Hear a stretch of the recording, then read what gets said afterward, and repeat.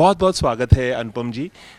आप एक ऐसे अभिनेता हैं जिनकी चर्चा इसलिए होती है कि एक अभिनेता के तौर पर आप रियलिस्टिक तौर पर किसी भी किरदार को निभाते हैं। जब खोसला का किरदार आपने निभाया था, एक ऐसा शख्स जिसकी ज़मीन हड़प ली जाती है और वो बहुत परेशान हो जाता है, बहुत अच्छे से आपने निभाया था। किस तरह की यादें इस फिल्म से जुड़ी हैं? खोसला का घोंसला ऑल टाइम फेवरेट फिल्म है दुनिया की। ऐसा मुझे कोई नहीं मिला है। मेरी अच्छी से अच्छी फिल्म के लिए भी कोई ऐसा शायद मिल गया है जिसने कहा हाँ ठीक थी। खोसला का घोंसला अकेली ऐसी फिल्म है जिसके लिए मुझे कोई ऐसा नहीं मिला जिसने कहा कि ठीक थी। सबने कहा कि कमाल की फिल्म थी। स्क्रिप्ट कमाल का था। जब मध्यम वर्गीय परिवार का हूँ मैं, बल्कि निम्न मध्यम वर्गीय परिवार का, और मध्य वर्गीय परिवार की इतनी खूबसूरत कहानी। देखिए प्लॉट का जो ले जाना जो है, प्लॉट का हथियारा नहीं है, वो उसका सब प्लॉट है।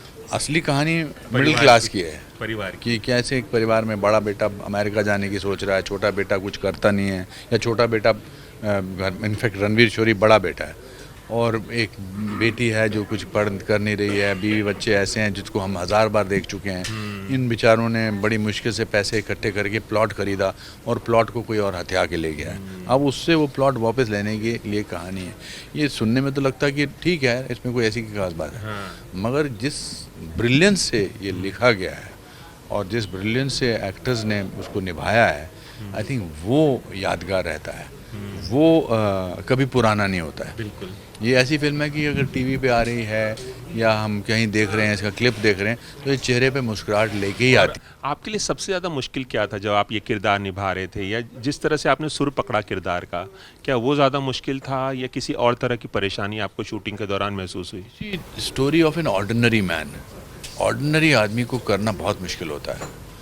जिसमें कुछ खासियतें हों, जिसमें एक्स्ट्रा ऑर्डिनरी आदमी हो, तो करना उतना मुश्किल नहीं होता, वो भी मुश्किल होता है। मगर एक ऑर्डिनरी आदमी जो सड़क पे चलते हुए किसी की कहानी है, जिसकी कोई खासियत नहीं है, तो मुझे अपने आप को वो समझाना बहुत ज़रूरी था कि ये लगना चाहिए कि हौसला आदमी जो है मेरा ताया हो सकता है, मेरा चाचा हो सकता है, मेरे फादर हो सकते हैं, और कोई भी ऐसी खासियत नहीं थी उसमें। सिंपल किस्म का आदमी था। वो मेरे लिए सबसे मुश्किल था।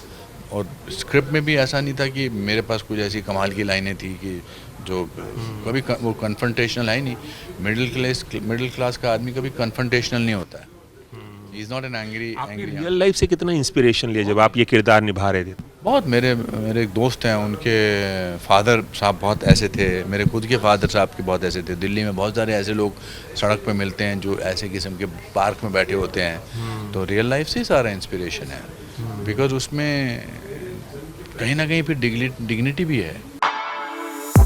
For exclusive and insightful videos, subscribe to our new channel ABP Live Premium.